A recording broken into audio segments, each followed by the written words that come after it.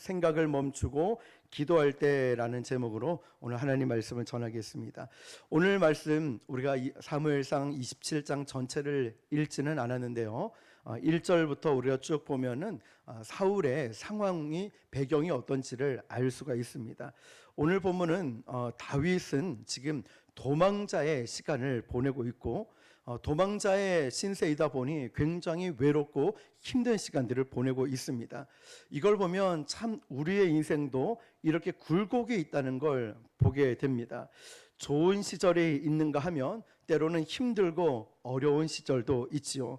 오늘 배경이 되는 지역이 어디냐면 시글락이라는 지역인데요. 여러분 지도를 한번 보시면은 한번 보시면은 사해가 있고 여러분 쪽에서 왼쪽에 보시면은 시글락이라는 곳이 있고 또 이 시글락 지역은 바로 블레셋이라는 이방 땅입니다. 오늘 배경이 되는 부분이 이 부분인데 다윗은 도망자 생활 가운데 가장 어렵고 힘든 굴곡의 시간들을 바로 이 시글락이라는 저 지역 이방 땅에서 보내게 됩니다.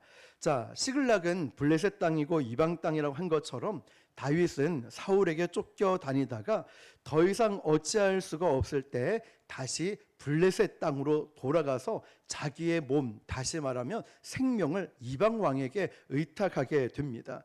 그것은 그 왕의 신하가 되는 것이었죠.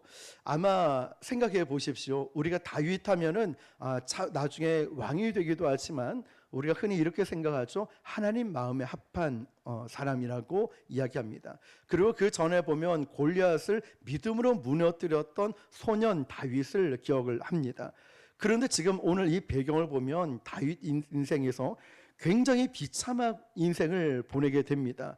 시글락에서 보내게 되는데 그 상황을 우리 1절 말씀 다시 읽어볼게요. 시작. 다윗이 그 마음에 생각하기를 내가 후일에는 사울의 손에 붙잡히니 블레셋 사람들의 땅으로 피하여 들어가는 것이 좋으리로다. 사울이 이스라엘 온 영토 내에서 다시 나를 찾다가 단념하리니 내가 그의 손에서 벗어나리라. 아멘. 다윗이 블레셋 땅 시글락으로 간 이유를 오늘 1절에서 알 수가 있는데요. 사울 왕이 이스라엘 온 영토를 다윗을 죽이려고 찾아다니니까 결국 블레셋 이방 땅으로 갈 수밖에 없었다는 거죠. 그러면 사울은 다윗을 찾지 못할 것이라는 생각 때문에. 그런데 이 상황은 내가 어쩔 수 없이 이 길을 선택할 수밖에 없다고 생각한 것입니다. 그런데 오늘 본문에 나오는 다윗뿐만 아니라 우리의 인생에서도 어쩔 수 없는 순간들이 있습니다. 나는 이거 어쩔 수 없이 이걸 선택했어. 어쩔 수 없이. 그런데 우리가 어쩔 수 없이 선택한 그 일은 결국 내가 선택한 것이고 내가 책임져야 하는 것은 분명합니다. 오늘 본문 1절에 다윗은 이렇게 시작을 하죠. 다윗이 그 마음에 생각하기를. 기도한 것이 아니었죠. 다윗이 그 마음에 생각하기를. 다윗이 시글락에서 가장 어려운 때에 그 시기에 다윗은 하나님께 기도하지 않고 무엇을 했죠? 생각을 했다는 거예요. 그 마음에 생각하기를. 어쩔 수 없는 시기에 어쩔 수 없으니까 그는 생각을 했다는 거예요. 오늘 설교 말씀 기억하십니까? 생각을 멈추고 기도를 할 때라는 거죠. 어쩔 수 없음에도 불구하고 그런 시간들이 반드시 저에게도 우리 모두에게도 찾아옵니다. 그때마다 그 마음에 생각하기를 이러며 어쩔 수 없이 생각 따라 갈 것인가, 아니면 그 상황에도 불구하고 하나님께 기도하기를 이러면서 하나님께 기도하는 자로 갈 것인가, 생각대로 갈 것인가, 기도 따라 갈 것인가, 이 두 갈래 가운데 우리의 삶을 결정짓는 것이 됩니다. 그래서 잠언 14장 12절 13절에 이런 표현이 있는데요. 지혜자가 이렇게 얘기합니다. 시작. 어떤 길은 사람이 보기에 바르나 필경은 사망의 길이니라. 웃을 때에도 마음에 슬픔이 있고 즐거움의 끝에도 근심이 있느니라. 아멘. 어떤 길은 사람의 보기에 바르나 필경, 저번에 말씀 나누었죠. In the end. 끝에 가보면 안다는 거예요. 지금이 고난이 있고 어려움이 있어도 끝에 가보면 아는데, 사람이 보기에는 바라 보인다 할지라도 그 길은 사망의 길이라는 것이죠. 그러니까 지혜자가 뭐라고 얘기하냐면 너희들의 생각이 아무리 바르고 옳다라고 생각해도 그것은 옳지 않을 수도 있다는 것입니다. 다윗이 지금 그 마음에 생각하기를 내가 지금 여기에서 어려움을 당하지 않고 사울에게 쫓김을 당하지 않고 사울에게 죽임을 당하지 않으려면은 블레셋 땅으로 이방 땅으로 도망을 가야 되겠다 생각을 했다는 것이죠. 그 지역 이름이 시글락이었고요. 그의 가장 비참한 그 인생의 시기를 그 생각대로 움직여서 그 생각대로 비참한 시기를 보내게 됩니다. 성경에 보니까 다윗은 시글락에서 1년 6개월을 보내게 됩니다. 시글락이라는 말의 뜻은 굴곡이라는 뜻이죠. 블레셋 땅입니다. 다윗은 이곳에서 굉장히 비참한 인생을 보내면서 블레셋 왕에게 이렇게 이야기를 합니다. 내가 왕과 같이 이 도시에 살 수도 없으니 나로 하여금 떨어진 곳에서 내가 데려온 사람들과 함께 머물게 해 주십시오. 우리가 성경을 조금 더 알게 되면 이 상황과 이 말이 얼마나 비참해지는 말인지 모릅니다. 사무엘상 21장으로 돌아가 보면 다윗이 사울 왕에게 쫓겨당할 때 사울 왕이 죽이려고 할 때 다윗이 어디로 피하게 되냐면 지도를 보시면 놉이라는 곳에 피난을 갑니다. 자, 여기가 놉이라는 곳인데요. 자, 사해 위쪽에 놉이라는 곳에 피난을 갑니다. 거기에서 제사장을 찾아가고 또 제사장에게 이 놉에 가서 거짓말을 합니다. 먹을 것을 좀 달라. 그러면서 골리앗의 칼을 가지고 도망간 곳이 또 어디냐면 저기 왼쪽 끝에 보이는 가드라는 곳으로 도망을 갑니다. 자, 그때 그 왕이 그 당시에 블레셋 왕 가드 왕이 이렇게 이야기합니다. 사무엘상 21장 14절 15절 시작. 아기스가 그의 신하에게 이르되 너희도 보거니와 이 사람이 미치광이로다. 어찌하여 그를 내게로 데려왔느냐. 내게 미치광이가 부족하여서 너희가 이 자를 데려다가 내 앞에서 미친 짓을 하게 하느냐. 이 자가 어찌 내 집에 들어오겠느냐 하니라. 아멘. 이 미치광이 누구에게요? 다윗에게. 한나라에 정말 하나님 마음에 합한 자로 쓰임 받고 골리앗을 무너뜨렸던 다윗이 이렇게 미치광이 소리를 들으며 거짓말하며 도망 다녔던 이 처량한 신세를 한번 보십시오. 아기스 왕이 피난 온 다윗을 보면서 저 미치광이라고 합니다. 거기에 다윗이 피난 가서 미치광이처럼 흉내를 냅니다. 침을 질질 흘리면서 벽을 긁으면서 정말 미친 사람처럼 다윗은 행동을 하고 있어요. 불과 얼마 전까지만 해도 골리앗을 무너뜨렸던 그런 다윗이 말이죠. 다윗의 비굴함이 어디까지 갈까요? 오늘 27장 5절을 보면 이렇게 또 기록됩니다. 시작.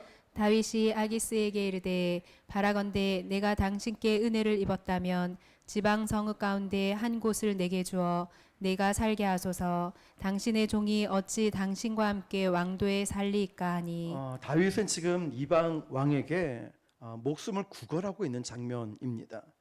그가 목숨을 두려워하지 않았던 다윗이, 나의 생명은 하나님께 있다 고백했던 다윗이 지금 가드 왕 아기스에게 다윗에게 생명을 지금 구걸하고 있는 이 장면이죠. 그러면서 이렇게 얘기합니다. 12절 시작.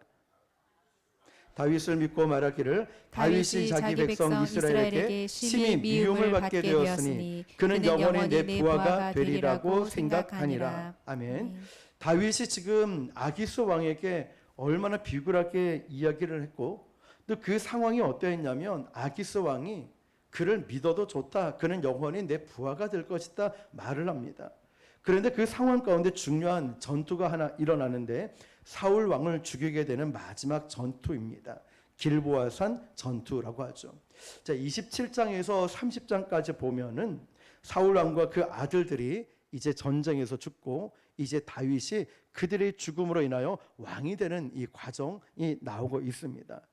다윗은 어쩔 수 없이 그가 생각해서 자신의 삶을 선택했을지 몰라도 하나님은 그 택하신 자를 여전히 그가 비참한 그 결과가 있다 할지라도 하나님의 계획대로 이끌어가고 계셨습니다.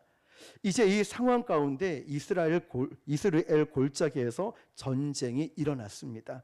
이스라엘 사람들이 이스라엘 골짜기에 다 모이고 블레셋 사람들과 이제 이스라엘 골짜기에서 이스라엘 백성들과 전투가 일어나죠.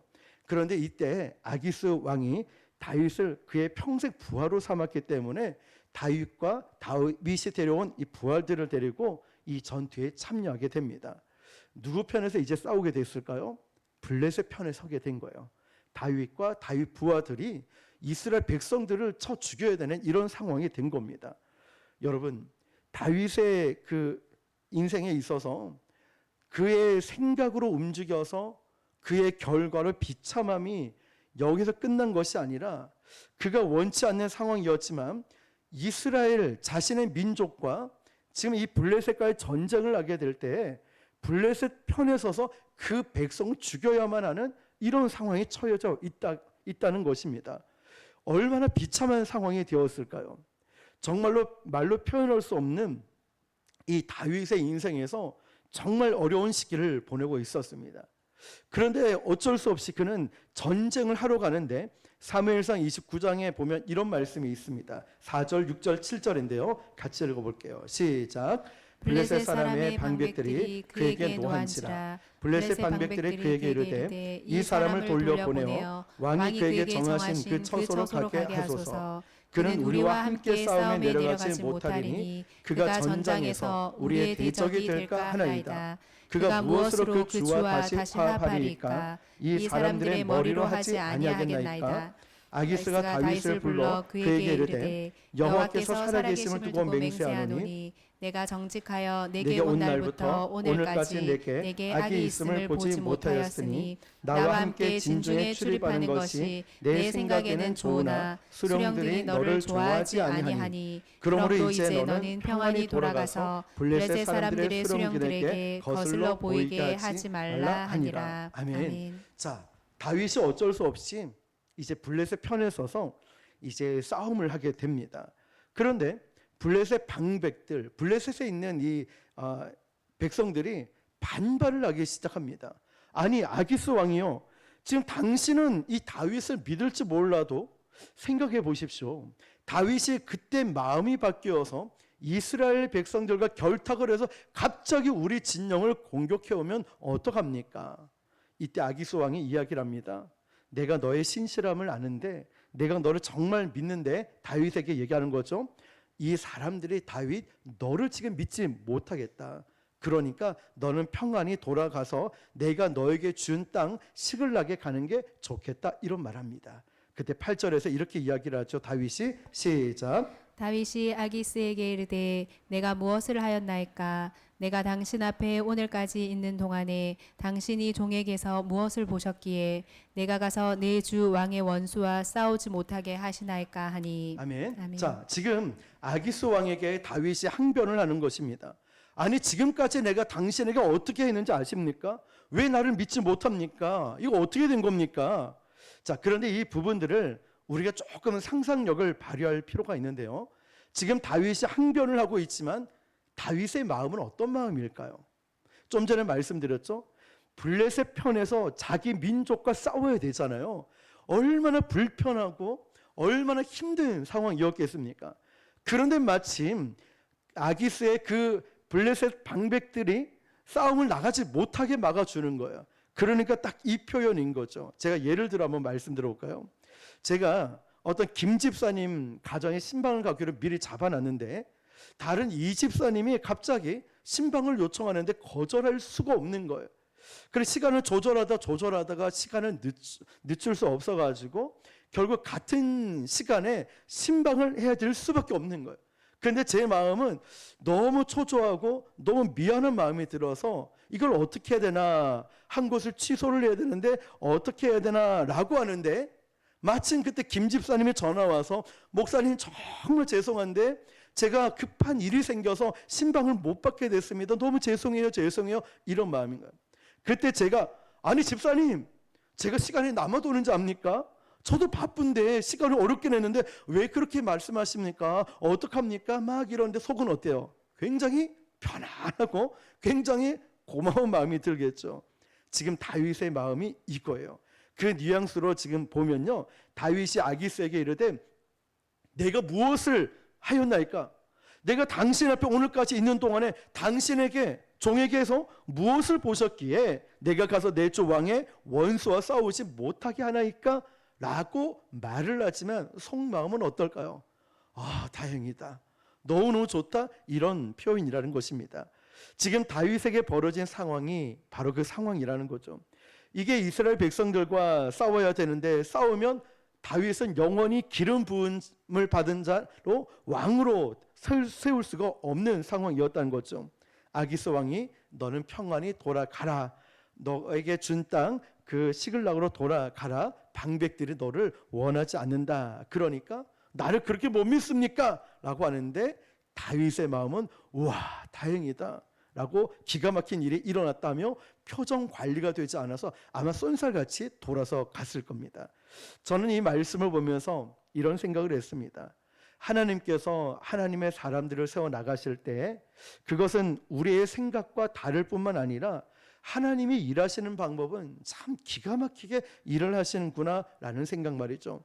사무엘상 30장 4절에 보니까요, 이제 중요한 일을 경험하게 되는데 이 상황이 왜 중요하냐면 다윗이 블레셋 사람들과 함께 싸우려고 이스라엘 골짜기로 갔다는 이야기를 듣고 그 밑에 있던 아말렉 족속들이 시글락을 쳐들어 들어와서 다윗과 그 가족들과 부하들의 식구들을 다 이렇게 포로로 끌려가게 되고 전 재산도 가져가게 됩니다.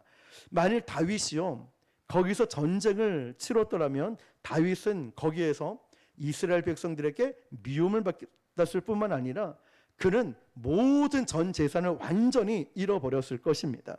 뿐만 아니라 아말렉 사람들이 다윗의 가족들뿐만 아니라 식솔들을 다 쳐서 어려움을 당했을 수 있죠. 그런데 바로 그때 다윗이 돌아오게 됐다는 거예요. 그 타이밍에 말이죠. 여러분, 하나님께서는 이렇게 기가 막힌 상황을 바꾸셔서 다윗으로 하여금 그 가족들을 다 지키게 해주는 상황으로 인도해 주셨습니다. 그런데 사무엘상 30장 4절을 보니까 다윗과 그와 함께한 백성이 울 기력이 없도록 소리 높여 울었다라고 되어 있습니다.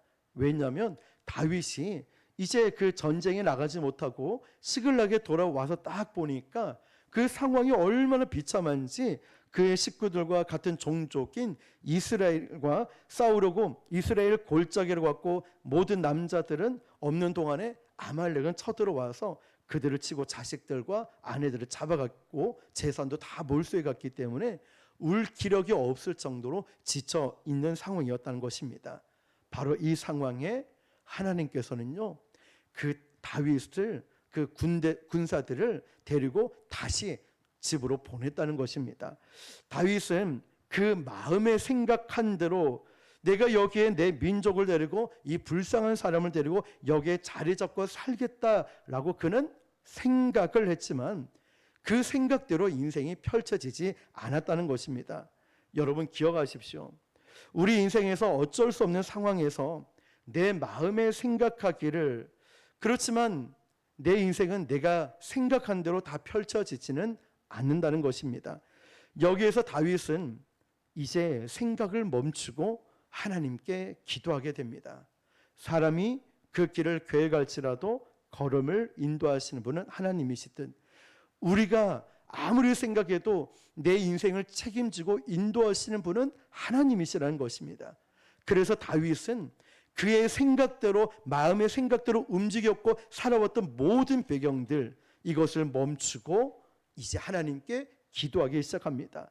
다윗은 인생에서 이렇게 힘든 경험, 이렇게 힘든 시간들은 없었을 것입니다. 물론 다윗은 어쩔 수 없이 그것을 선택할 수도 있겠죠.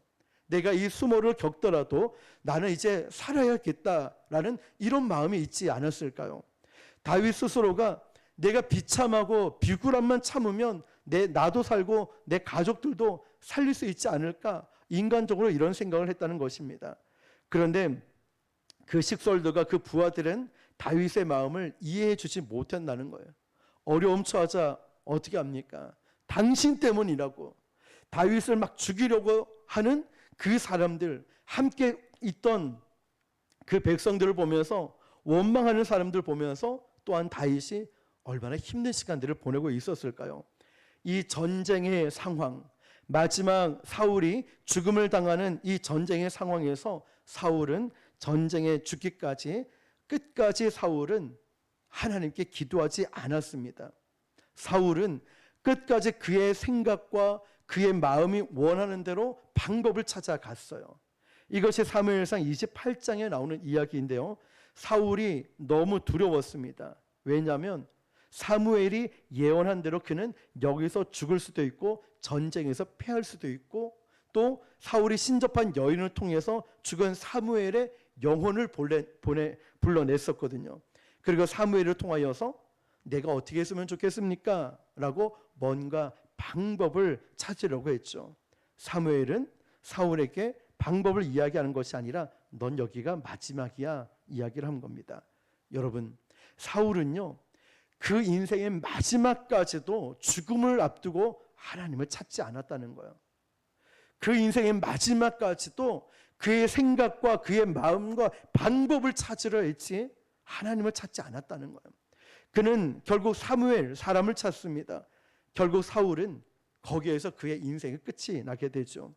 그런데 동일한 순간에 이 전쟁을 앞두고 있는 다윗은요, 그 마지막 순간에 그는 생각을 멈추고 하나님을 찾게 됩니다. 생각을 멈추고 하나님께 기도하게 됩니다. 다윗에게 가장 힘들었던 그 순간을 NIV 영어 성경에 보니까 이렇게 표현을 하고 있습니다. 그의 하나님 주 안에서 다윗이 힘을 얻었다. 여러분, 힘을 어디에서 얻었다고요? 하나님 안에서. 그러므로 여러분, 지금 힘든 시간들을 보내고 있습니까? 고통스러운 시간들을 보내고 있습니까? 아니면 여러 가지 생각들 때문에 힘듭니까? 사울은 끝까지 하나님을 찾지 않았지만 다윗은 그의 하나님 주 안에서 힘을 얻었다고 기록하고 있습니다. 우리도 살다 보면 어쩔 수 없는 생각이 들어요. 나 어쩔 수 없이 이걸 했잖아요. 어쩔 수 없지 않았습니까? 그런데 그 어쩔 수 없는 선택으로 인해서 와지는 그 비참한 순간들, 그 가운데서 다윗은 이제 생각을 멈추고 하나님께 기도했다. 다시 말하면 하나님 안에서 힘을 얻었다는 것입니다. 사울은 끝까지 하나님을 찾지 않다가 거기에서 인생의 마지막 최후를 맞습니다. 그러나 다윗은 달랐죠. 잠언 24장 16절입니다. 시작. 대저 의인은 7번 넘어질지라도 다시 일어나려니와 악인은 재앙으로 말미암아 엎드러지느니라. 아멘. 대저 의인은 7번 넘어질지라도 다시 일어납니다. 의인은 실수하지 않는 사람이 아닙니다. 성경에서 말하는 의인은 뭐냐면 실수하고 넘어져도 다시 일어서는 사람이 의인이라는 것이죠. 악인은 실수하고 넘어져도요, 하나님을 찾지 않습니다. 그냥 엎드려지는 자가 악인이고 실수해도요, 일어나는 자가 의인이라는 거예요. 여러분, 다윗을 향하여 성경은 하나님께서 내 마음에 합한 자라고 이야기를 합니다. 다윗은 의로운 자라고 이야기를 하죠. 다윗은 하나님 앞에 참 귀한 자입니다. 그런데 아시죠, 여러분? 조목조목 다 따져서 다윗의 인생을 찾아보면 다윗의 인생, 다윗처럼 많이 넘어진 사람은 또 없더라고요. 다윗처럼 실수 많이 한 사람 없더라고요. 베드로는 또 어떻습니까? 그의 혈기와 그의 실수 얼마나 많습니까? 그래서 베드로와 가룟 유다 비교를 하죠. 회개하고 돌이키느냐 그렇지 않느냐를 비교하죠. 얼마나 많은 실수와 실패가 있고 넘어짐이 있었습니까? 다윗만 보더라도. 그런데 오늘 이 다윗은요, 그의 인간적인 생각을 멈추고 지금 이 순간에도 가장 수치스럽고 비참한 그 순간에도 그의 인생에 하나님 안에서 힘을 얻고 그는 기도하기 시작했다는 것입니다. 바로 이것이 지금 저와 여러분에게 필요한 거예요. 하나님, 제가 너무 복잡합니다. 두렵습니다. 화가 납니다. 제가 어떻게 살아가야 될지를 모르겠습니다. 내 생각대로 하겠습니다. 이것이 아니라 그럴수록 이제는 나의 생각을 딱 멈추고 나의 방법을 멈추고 하나님을 찾는 거예요. 하나님께 기도하는 거예요. 주 안에서 힘을 얻는 것입니다.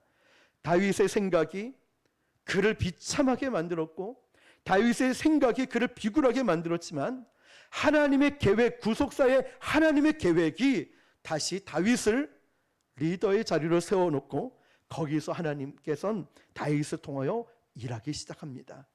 나는 연약하고 무너지고 부족한다 할지라도 진짜 의인은 넘어져도 일어서는 자입니다. 이게 신앙인이고 우리가 걸어가야 할 길인 줄 믿습니다.